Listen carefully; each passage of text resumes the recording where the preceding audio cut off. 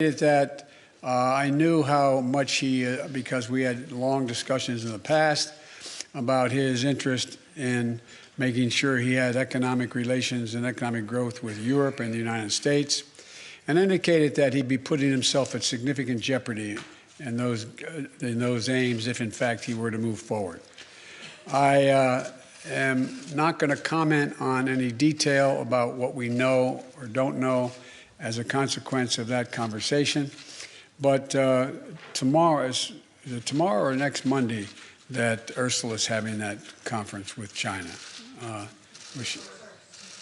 1st, on April 1st. We've had discussions because I think that China understands that its economic future is much more closely tied to the West than it is to Russia.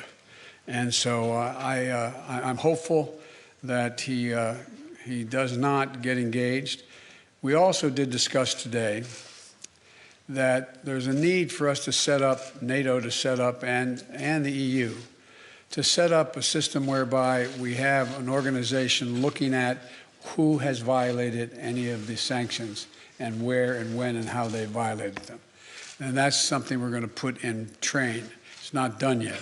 So with regard to Xi, I have nothing more to report. With regard to food shortage, yes, we did talk about food shortages. And it's going to be real. The price of these sanctions is not just imposed upon Russia. It's imposed upon an awful lot of countries as well, including European countries and our country as well. And because both Russia and Ukraine have been the breadbasket of Europe in terms of wheat, for example, just to give you one example. But we had a long discussion in the G7 with both the United States, which has a significant, the third largest producer of wheat in the world, as well as Canada, which is also a major producer. And we both talked about how we could increase and disseminate more rapidly food shortages. And in addition to that, we talked about urging all the European countries and everyone else to end trade restrictions on sending limitations on sending food abroad. And so we are in the process of working out with our European friends what it would take to help alleviate the concerns relative to food shortages. We also talked about a significant major U.S. investment, among others, in terms of providing for the need for humanitarian assistance, including food, as we move forward.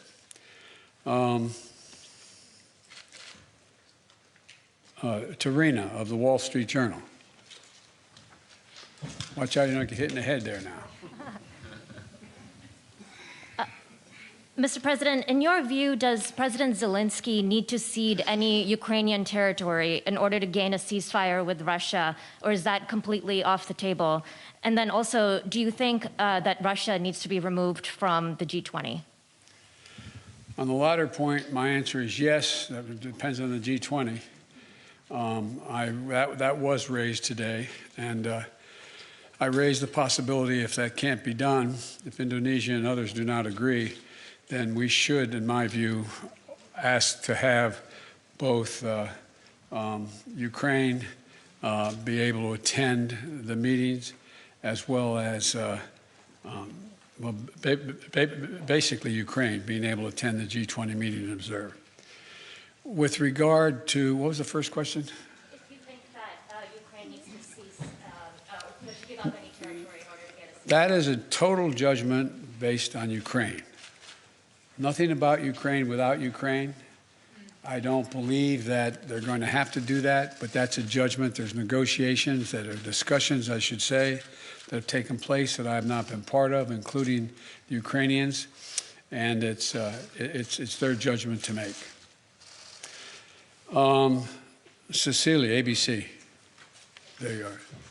Oh, So we'll be that way. Thank you. Sir, you've made it very clear in this conflict that you do not want to see World War III. But is it possible that in expressing that so early that you were too quick to rule out direct military intervention in this war? Could Putin have been emboldened knowing that you are not going to get involved directly in this conflict? no and no. That. And to clarify on chemical weapons, if chemical weapons were used in Ukraine, would that trigger a military response from NATO? It would trigger a response in kind. Whether or not you're asking whether NATO would cross, we'd make that decision at the time. And my final question, because you're heading to Poland tomorrow, do you think that getting a first-hand look at the effects of this war on these millions of Ukrainians who have fled their country could change the way that you might respond? I don't think so, because I've been to many, many war zones. I've been in refugee camps. I've been in war zones for the last 15 years, and it's devastating. And but the thing you look at the most is you see these young children. You see children without parents that are in those camps or in refugees. You see women and husbands, men and women who are completely lost and have no nose. You see the look, that blank look on their face, that absolute feeling of, my God, where am I? What's going to happen to me?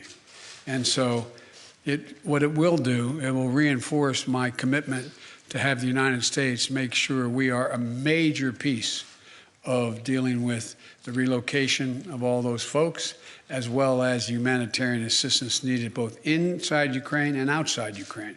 For example, this is not something that Poland or Romania or Germany should carry on their own.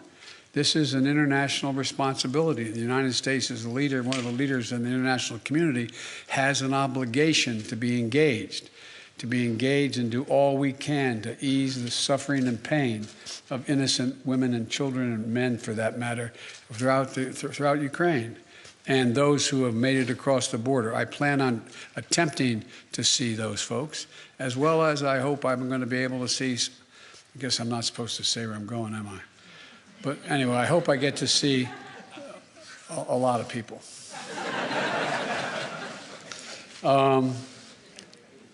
Marcus of Der Spiegel.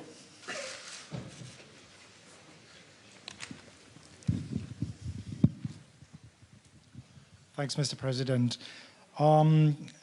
There's a presidential election coming up in 2024, and as you know, kidding. there are yes, that's true. And there are widespread concerns in Europe that a figure like your predecessor, maybe even your predecessor himself, might get elected president again. Are there any steps, anything you are trying to do and NATO is trying to do here these days to prevent what you're trying to do becoming undone 2 years from now? Thank you. No, that's not how I think of this. I've been dealing with foreign policy for longer than anybody that's involved in this process right now. I have no concerns about the impact. I made a commitment when I ran this time. I wasn't going to run again, and I mean that sincerely. I had no intention of running for president again. And until I saw those folks coming out of the fields in Virginia carrying torches and carrying Nazi banners and literally singing the same vile rhyme that they used in Germany in the early 20s, or 30s, I should say. And then when the gentleman you mentioned was asked what he thought, and a young woman was killed, a protester, and he was asked what he thought, he said, "They're very good people on both sides." And that's when I decided I wasn't going to be quiet any longer. And when I ran this time, and I think the American press, whether they look at me favorably or unfavorably, will acknowledge this, I made a determination. Nothing is worth, no election is worth my not doing exactly what I think is the right thing. Not a joke.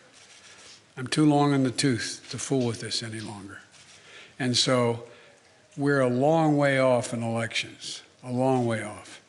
My focus, if any election, is on making sure that we retain the House and the United States Senate so that I have the room to continue to do the things that I've been able to do in terms of grow the economy and deal in a rational way with American foreign policy and lead the world, be the leader of the free world. So, but it's not an illogical question for someone to ask. I say to people at home, imagine if we sat and watched the doors of the Bundestag broken down and police officers killed and hundreds of people storming in. Or imagine if we saw that happening in the British Parliament or whatever. How would we feel? And one of the things that I take some solace from is I don't think you'll find any European leader who thinks that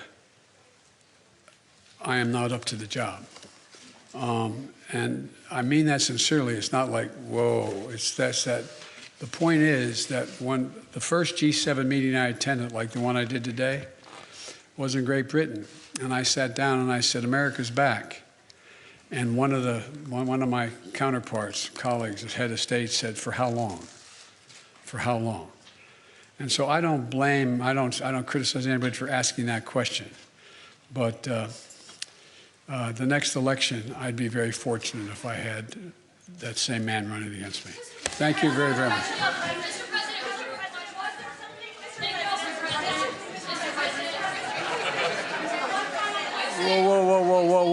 Whoa. No. Yeah, one final question, right.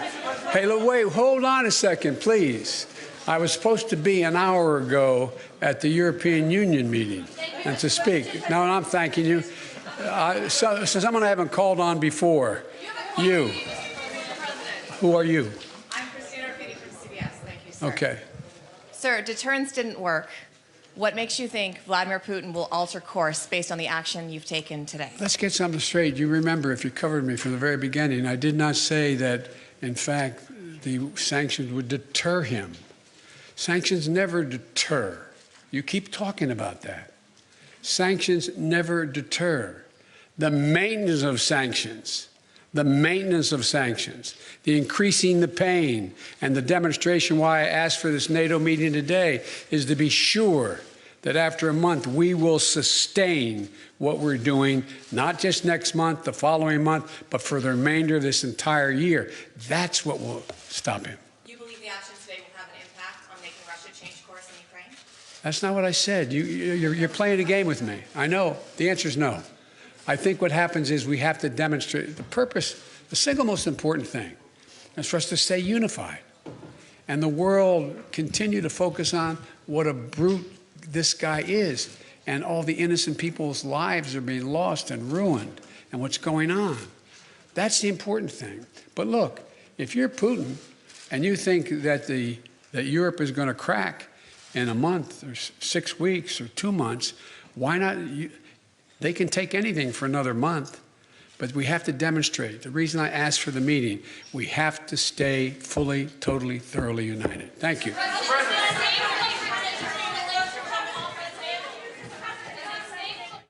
If we could have everyone stay.